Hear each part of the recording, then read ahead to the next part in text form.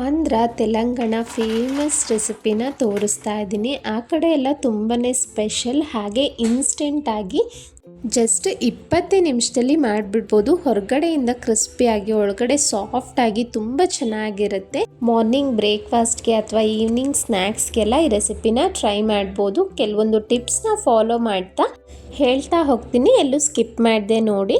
ಮೊದಲಿಗೆ ಮಿಕ್ಸಿ ಜಾರ್ಗೆ ಇಲ್ಲಿ 1 ಕಪ್ ಆಗುವಷ್ಟು ಅಕ್ಕಿ ಹಿಟ್ಟನ್ನು ತಗೊಂಡಿದ್ದೀನಿ. ವೆಯ್ಟ್ ವೈಸ್ 250 ಗ್ರಾಮ್ಸ್ ಇದೆ. ಇದಕ್ಕೆ ಒಂದು ದೊಡ್ಡ ಆಲೂಗಡ್ಡೆನ ಕಂಪ್ಲೀಟಾಗಿ ಬೇಯಿಸಿ ಅದನ್ನು ಹಾಕೊಳ್ತಾ ಇದ್ದೀನಿ. ಈಗ ಸ್ವಲ್ಪನೇ ನೀರನ್ನ ಹಾಕೊಳ್ತಾ ಈ ರೀತಿ ಫೈನ್ ಪೇಸ್ಟಾಗಿ ರುಬ್ಕೋಬೇಕು. ನೋಡಿ, ಹಿಟ್ಟು ಈ ಕನ್ಸಿಸ್ಟೆನ್ಸಿ ಇರಬೇಕು. ನಾನು ಯಾವ ಕಪ್ಪಲ್ಲಿ ಅಕ್ಕಿ ಹಿಟ್ಟು ತೊಗೊಂಡಿದ್ದೆ ಅದೇ ಕಪ್ಪಲ್ಲಿ ನನಗಿಲ್ಲಿ ಇಷ್ಟು ನೀರು ಉಳಿದಿದೆ. ಅಪ್ರಾಕ್ಸಿಮೇಟ್ ಇಲ್ಲಿ 3/4 ಕಪ್ ನೀರು ಬೇಕಾಯಿತು. ನೋಡ್ಕೊಳ್ತಾ ರುಬ್ಕೊಳ್ಳಿ. ಈಗ 1/2 ಟೀ ಸ್ಪೂನ್ ಆಗೋಷ್ಟು ಜೀರಿಗೆ, ಸಣ್ಣದಾಗಿ ಕಟ್ ಮಾಡಿರೋ ಅಂಥ ಶುಂಠಿ 1/2 ಟೀ ಸ್ಪೂನು, 3-4 ಹಸಿಮೆಣಸಿನ್ಕಾಯಿ ಹಾಕೊಳ್ತಾ ಇದ್ದೀನಿ. ಸಣ್ಣದಾಗಿ ಹೆಚ್ಚಿಟ್ಕೊಂಡಿರೋ ಅಂಥ ಕೊತ್ತಂಬರಿ ಕರಿಬೇವನ್ನು ಹಾಕ್ತಾ ಇದ್ದೀನಿ. ಈಗ ರುಚಿಗೆ ತಕ್ಕಷ್ಟು ಉಪ್ಪನ್ನು ಹಾಕಿ ಎಲ್ಲವನ್ನು ಮಿಕ್ಸ್ ಮಾಡ್ಕೊಳ್ಳೋಣ. ಹಿಟ್ಟನ್ನು ರುಬ್ಬಬೇಕಾದ್ರೆ ಕೇರ್ಫುಲ್ಲಾಗಿ ರುಬ್ಬಬೇಕು. ಒಂದು ಸ್ವಲ್ಪ ತೆಳ್ಳಗಾಗೋದ್ರೂ ನಮಗೆ ಈ ರೆಸಿಪಿ ಬರೋದಿಲ್ಲ, ಎಣ್ಣೆಯಲ್ಲಿ ಬಿಟ್ಕೊಬಿಡುತ್ತೆ. ನೋಡಿ, ಕನ್ಸಿಸ್ಟೆನ್ಸಿ ಈ ರೀತಿ ಇರಬೇಕು. ಒಂದು 2-3 ನಿಮಿಷ ಒಂದೇ ಡೈರೆಕ್ಷನಲ್ಲಿ ಈ ರೀತಿ ಮಿಕ್ಸ್ ಮಾಡ್ಕೋಬೇಕು. ನಂತರ ಇದನ್ನು ಒಂದು 10-15 ನಿಮಿಷ ರೆಸ್ಟ್ ಮಾಡೋದಕ್ಕೆ ಬಿಡೋಣ. ಚೆನ್ನಾಗಿ ನೆನೆಯುತ್ತೆ. ಒಂದು ಪಾತ್ರೆಗೆ ಹಣ್ಣಾಗಿರೋ ಅಂಥ ಮೀಡಿಯಮ್ ಸೈಜ್ 2 ಟೊಮೆಟೊ ತೊಗೊಳ್ತಾ ಇದ್ದೀನಿ. ಖಾರಕ್ಕೆ ತಕ್ಕಂತೆ ಹಸಿಮೆಣಸಿನ್ಕಾಯಿ 2 ಹಾಕಿದ್ರೆ ಸಾಕು. ಇದು ಖಾರ ಇಲ್ಲ, ಅದಕ್ಕೋಸ್ಕರ 4 ಹಾಕಿದ್ದೀನಿ. ಒಂದು 5-6 ಬೆಳ್ಳುಳ್ಳಿ, ಒಂದು ಸ್ವಲ್ಪ ಕೊತ್ತಂಬರಿ ಸೊಪ್ಪು, ಫ್ರೆಶ್ ಆಗಿರೋ ಅಂಥ ಕರಿಬೇವು ಸ್ವಲ್ಪ ಹಾಕಿದ್ದೀನಿ.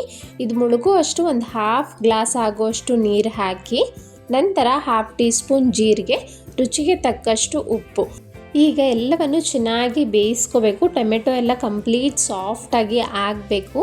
ನನಗೆ ಇಲ್ಲಿ ಸುಮಾರು 5 ನಿಮಿಷ ಬೇಕಾಯಿತು. ಚೆನ್ನಾಗಿ ಸಾಫ್ಟಾಗಿ ಬೆಂದಾದ್ಮೇಲೆ ಈಗ ಸ್ಟವ್ನ ಆಫ್ ಮಾಡಿ ತಣ್ಣಗಾಗೋದಕ್ಕೆ ಬಿಡಿ. ನಂತರ ಮಿಕ್ಸಿ ಜಾರ್ಗೆ ಹಾಕ್ಕೊಂಡು ರುಬ್ಕೊಂಡ್ರೆ ಸಖತ್ ಟೇಸ್ಟಿಯಾಗಿರೋವಂಥ ಟೊಮೆಟೊ ಚಟ್ನಿ ರೆಡಿ ಆಗೋಯ್ತು. ಇದಕ್ಕೆ ಬೇರೆ ಒಗ್ಗರಣೆ ಎಲ್ಲ ಏನು ಬೇಡ. ನೋಡಿ, ಇಲ್ಲಿ ಒಂದು 15 ನಿಮಿಷ ಆದಮೇಲೆ ಒಂದು ಚಿಟಿಕೆ ಆಗೋಷ್ಟು ಸೋಡಾ ಹಾಕ್ತಾ ಇದ್ದೀನಿ. ಇದು ಕಂಪ್ಲೀಟ್ಲಿ ಆಪ್ಷನಲ್, ಎಕ್ಸ್ಟ್ರಾ ಸಾಫ್ಟಾಗಿ ಬರುತ್ತೆ ಅನ್ನೋದಕ್ಕೋಸ್ಕರ.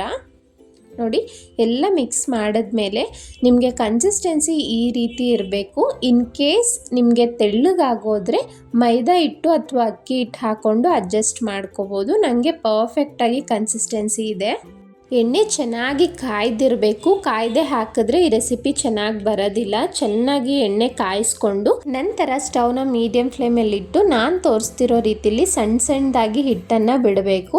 ಬಾಣಲಿಗೆ ನೋಡ್ಕೊಳ್ಳಿ, ಎಷ್ಟಾಗುತ್ತೋ ಅಷ್ಟು ಹಿಟ್ಟನ್ನು ಹಾಕಿದ್ಮೇಲೆ ಅದೇ ಮೇಲೆ ಬಂದಿರುತ್ತೆ. ಆ ಗುಳ್ಳೆ ಎಲ್ಲ ಒಂದು ಸ್ವಲ್ಪ ಕಡಿಮೆ ಆದಮೇಲೆ ಈ ರೀತಿ ತಿರುಗಿಸ್ಕೊಳ್ತಾ ಇವನ್ನಾಗಿ ಒಳ್ಳೆ ಗೋಲ್ಡನ್ ಬ್ರೌನ್ ಬರೋ ತನಕ ಫ್ರೈ ಮಾಡ್ಕೋಬೇಕು.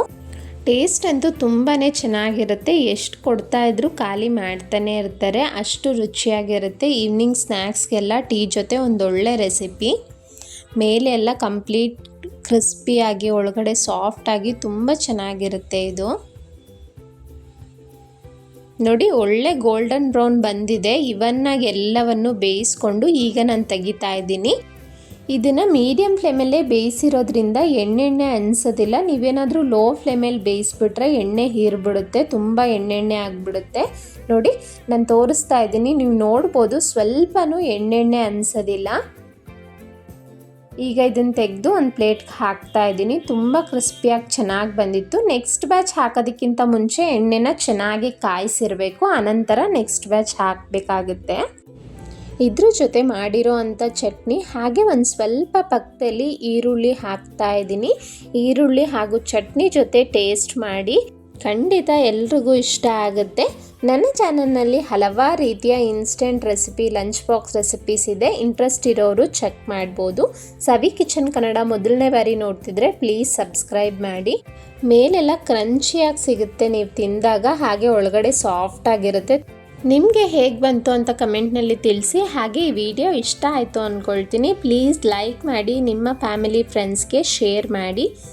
Thank you so much for watching and video hype ಮಾಡೋದನ್ನು ಮರಿಬೇಡಿ.